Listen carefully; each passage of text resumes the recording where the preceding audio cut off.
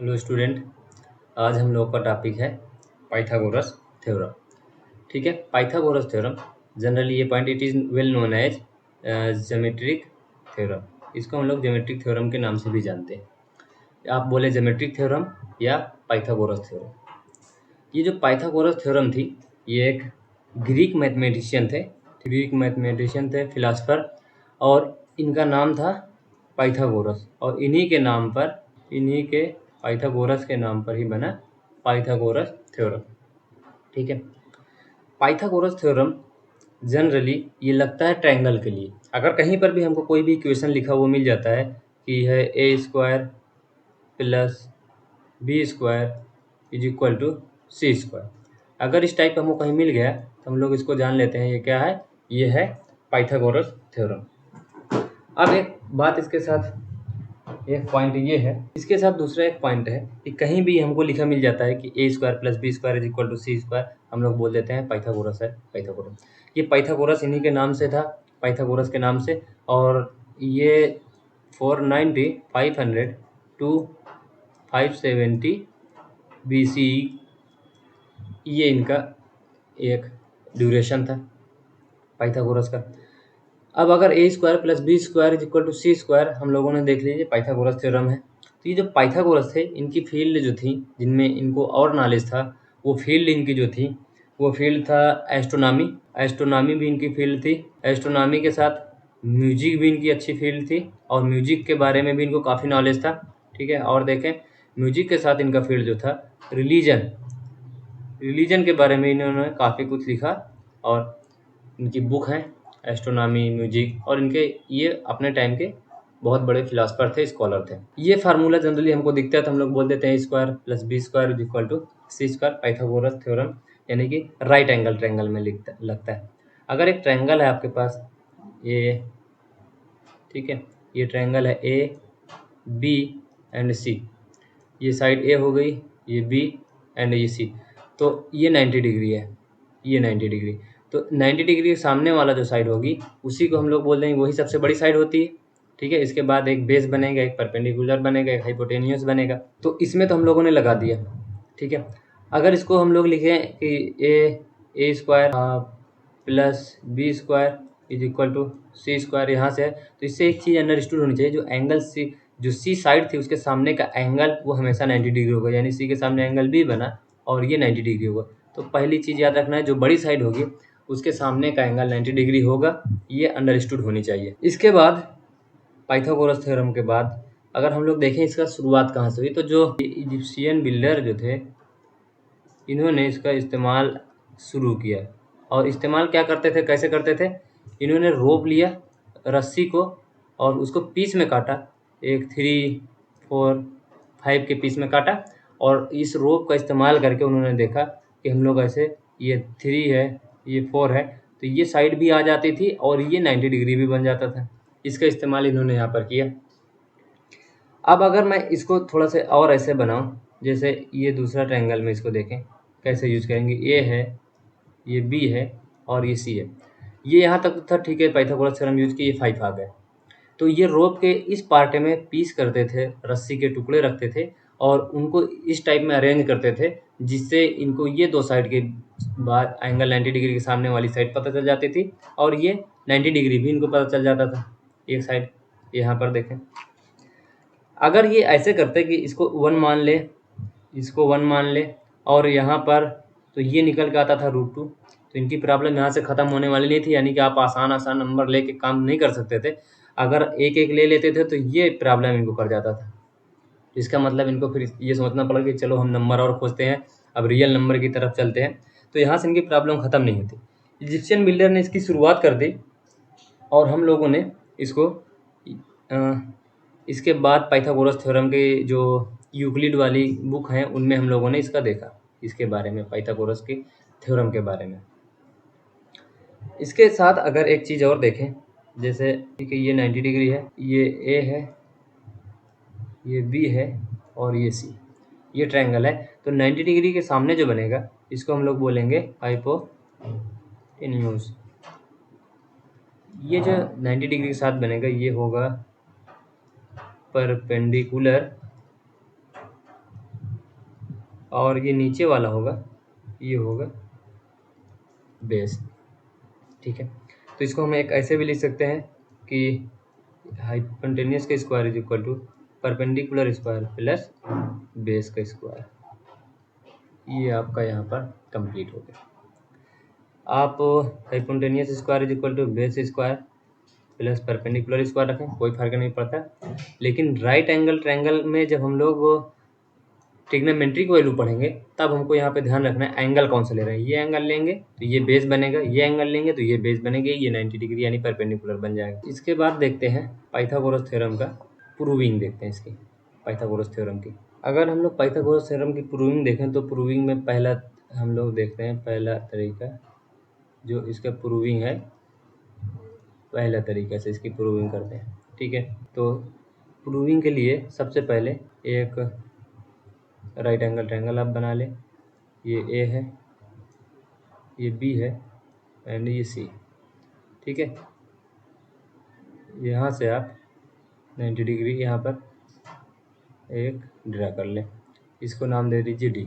ठीक है, अब देखते हैं, ये ए है, ये बी है, ये सी है और ये पॉइंट हमने ये अपने से एक ड्रा करके बढ़ाया और इसको नाम दे दिया डी। अब इसमें देखें तो ट्रायंगल लेते हैं दो, इन ट्रायंगल ए डी बी या A B D and triangle A B C. और ये दोनों ट्रायंगल क्या हैं, बोथ आर सिमिलर ट्रायंगल। ये बोथ क्या है, सिमिलर ट्रायंगल है। जब सिमिलर है तो सिमिलैरिटी का रूल लगा देते हैं। सिमिलैरिटी का रूल लगाएंगे तो हो जाएगा A D by A B, A D तो ए डी यानी कि A D by A B. ठीक है, फिर is equal to A B by A C. ठीक है, क्रॉस मल्टीप्लाई करें, ये यहाँ और ये यहाँ, ये हो जाएगा A D into A C is equal to A B square. Equation first छोड़ देते हैं, आगे आते हैं फिर से। इन ट्रायंगल एक लें B D C and triangle A B C. ठीक है, ये भी क्या है, बोथ आर सिमिलर ट्रायंगल। ठीक है, बोथ आर सिमिलर ट्रायंगल। जब सिमिलर ट्रायंगल है तो सिमिलैरिटी का रूल लगाएंगे। सिमिलैरिटी का रूल से हम लोग देखते हैं क्या हो जाएगा, D C by B C is equal to B C by A C. फिर से क्रॉस मल्टीप्लाई कर इसका यहाँ, ये बना D C into A C is equal to B C square. Equation number second. अगले स्टेप में क्या करें, आप जोड़ दें इक्वेशन फर्स्ट प्लस सेकेंड। ठीक है, ऐड कर दें इसको। जब ऐड करेंगे तो क्या होगा, हम लोग देखें कि ये बना A D into A C plus D C into A C is equal to, ये हो जाएगा ए बी स्क्वायर और यहाँ से B C square, A B square plus B C square. यहाँ से ए सी कॉमन ले लें आप, ए सी यहाँ है, ए सी यहाँ कॉमन तो बचा ए डी और plus D C is equal to A B square plus B C square. इसकी वैल्यू यहाँ देखें, ए डी और plus D C, A D plus D C is equal to हो जाएगा ए सी। ठीक है, इसका इस्तेमाल करें तो ए सी इंटू ए सी और is equal to A B square plus B C square. A C square is equal to A B square plus B C square. पहली प्रूविंग हो गई। सिमिलर ट्रायंगल का एक रूल है।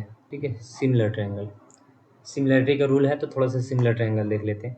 अगर मैं बोलूँ कि एक ट्रायंगल ये है, ठीक है, ये है ए बी और सी, एक दूसरा ट्रायंगल है इसी है, ये है पी क्यू आर, यानी कि लगे हमको एक ही जैसे लेकिन साइज में कुछ नहीं। यानी कि सिमिलर ट्रायंगल वो दो ट्रायंगल होते हैं जिनकी साइड को एंगल नहीं चेंज हो, जिनकी साइड को एक फिक्स रेशियो में बढ़ा दें या घटा दें, ये सिमिलर ट्रायंगल होते हैं। रूल क्या लगता है, करस्पॉन्डिंग साइड हम लेंगे। अगर मैं लिया ए बी, इसके करस्पॉन्डिंग साइड जो होगी पी क्यू और इज इक्वल टू, और फिर मैंने लिया अगर बी सी तो इधर से हो जाएगा क्यू आर, और अगर फिर मैंने लिया ए सी तो ये हो जाएगा पी आर।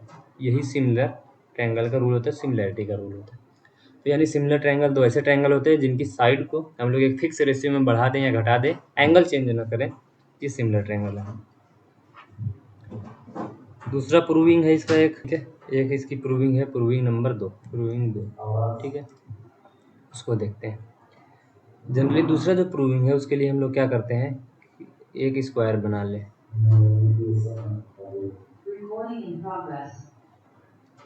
ठीक है, ये स्क्वायर बन गया। यहाँ से हम लोग देखेंगे ये यहाँ से साइड ए है, ये बनेगी बी, ये ए है, ये बनेगी बी। ये यहाँ देखें, ठीक है, फिर इसके बाद ये है, तो ये भी एक ट्रायंगल बना, यानी कि ये बी हुआ, ये साइड यहाँ से यहाँ तक ए हुई, ये बी हुआ, ये यहाँ से ए हुई, ठीक है। और अंदर वाली साइड को आप मान लीजिए ये वाली साइड जो है ये सी में है, ठीक है, ये साइड सी है, ये भी सी है, ये भी है, और ये भी सी। एरिया देखें बड़ा वाले का, एरिया ऑफ बिग स्क्वायर, बड़ा वाले स्क्वायर का एरिया क्या होगा, ये होगा ए प्लस बी का होल स्क्वायर। स्मॉल जो स्क्वायर है उसका एरिया होगा, उसका जो एरिया होगा वो हो जाएगा सी स्क्वायर, ठीक है। तो यहाँ पर यानी इसका एरिया जो बनेगा वो बनेगा सी स्क्वायर। यहाँ पर एक चीज़ और बन रहा है, ये साथ में ये वाले 3 ट्रायंगल बन रहे हैं, ये ट्रायंगल 4 बन रहे हैं। तो अगर हम लोग देखें, अगर हम लोग यहाँ से देखें कि अगर हम लोग देखें कि अगर हम लोग ए प्लस बी का होल स्क्वायर लगाते हैं तो ये क्या बनता है, 4 इंटू एरिया ऑफ ट्रायंगल अब प्लस सी स्क्वायर।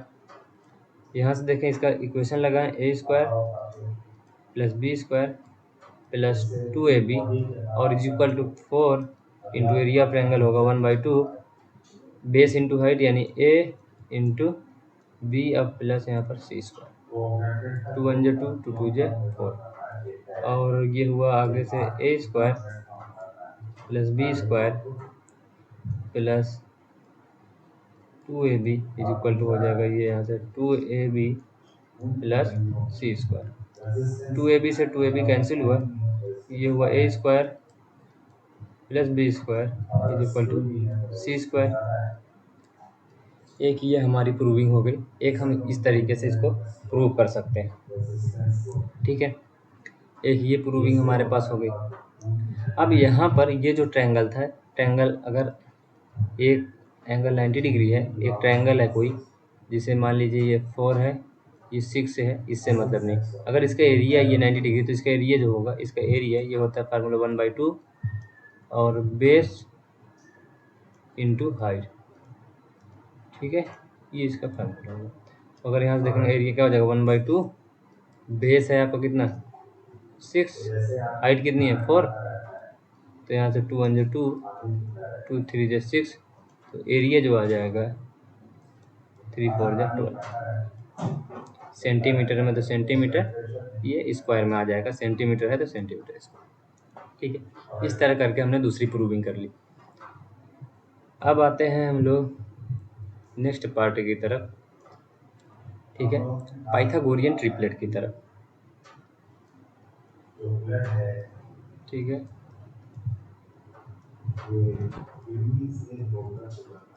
पाइथागोरियन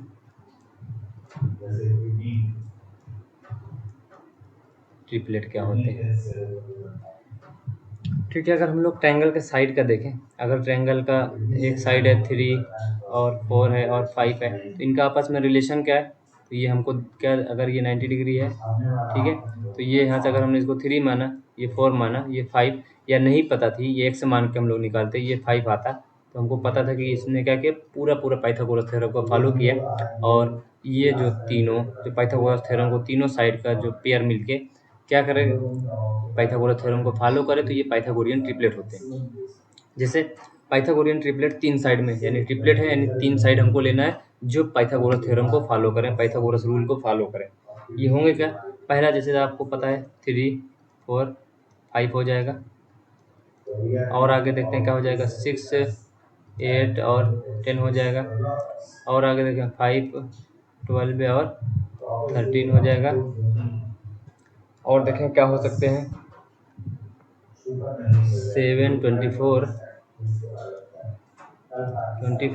और 25 हो जाएगा, और देखें 20 21 और 29 ये हो जाएगा। तो ये जो सब हैं ये सारे पाइथागोरस रूल को फॉलो कर रहे हैं। तो ये क्या है, यानी कि इनमें सबसे बड़ी साइड जो है ये 10, ठीक है।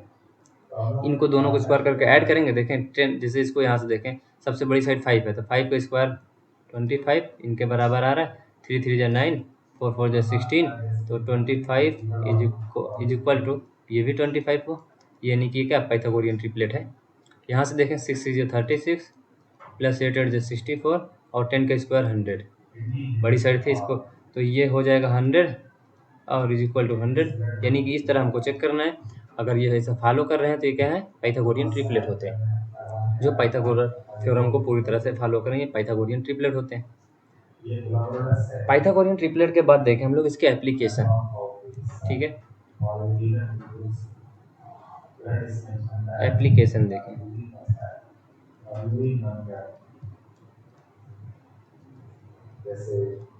इसके एप्लीकेशन क्या है, पाइथागोरस थ्योरम के एप्लीकेशन क्या है, ठीक है। पाइथागोरस थ्योरम के एप्लीकेशन नंबर 1 पे अगर हम लोग देखें, नंबर 1 इसके पाइथागोरस थ्योरम के, सबसे पहले इसके इस्तेमाल हम लोग पाइथागोरस थ्योरम में यानी ट्रायंगल में क्या किस लिए करते हैं कि या तो साइड पता करने के लिए करते हैं। अगर ट्रायंगल है इस तरह, हमको पता है कि ये राइट एंगल ट्रायंगल है, तो अगर ये 3 है ये 4 है, तो हमने ये वाली साइड नहीं पता थी तो हमने अप्लाई किया, X square is equal to 3 3 9 4 4 16, यहाँ से एक्स की वैल्यू आ जाएगी +-5, यानी कि एक्स की वैल्यू निकाल ली, ये निकाल सकते हैं। या राइट एंगल ट्रायंगल है, दूसरा ट्रायंगल राइट एंगल है कि नहीं, to find right angle, right angle पता लगाने के लिए भी हम लोग किसका इस्तेमाल करते हैं, तीसरा देखते हैं, ठीक है। तीसरे पॉइंट में ये क्या है, तीसरे में ट्रिग्नोमेट्रिक वैल्यूज जो है, ठीक है,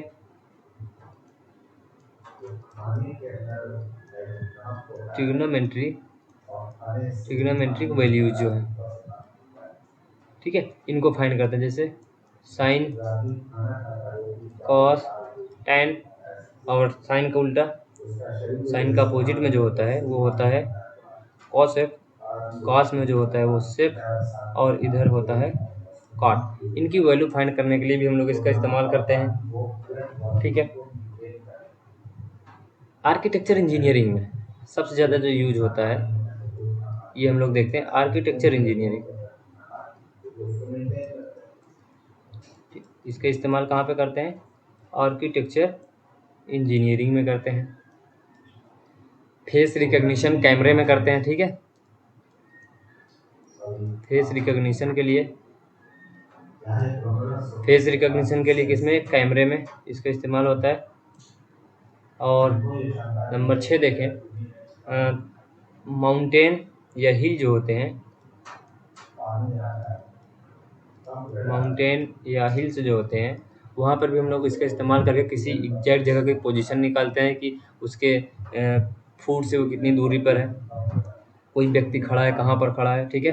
ये इसके बेसिक यूज हैं। और बेसिक यूज में क्या करेगा, आपने दीवार रख लिया, कोई पेंटर पेंट करा तो उसको सीढ़ी लगानी थी, ठीक है, तो वो सीढ़ी कैसे लगाएगा, कितने उसमें से लगाएगा, यहाँ पर भी हम लोग पाइथागोरस थ्योरम का यूज करते हैं। ये बेसिक पाइथागोरस थ्योरम था और पाइथागोरस के यूज थे। तो क्लास हमारी यहीं ख़त्म होती है। Thank you.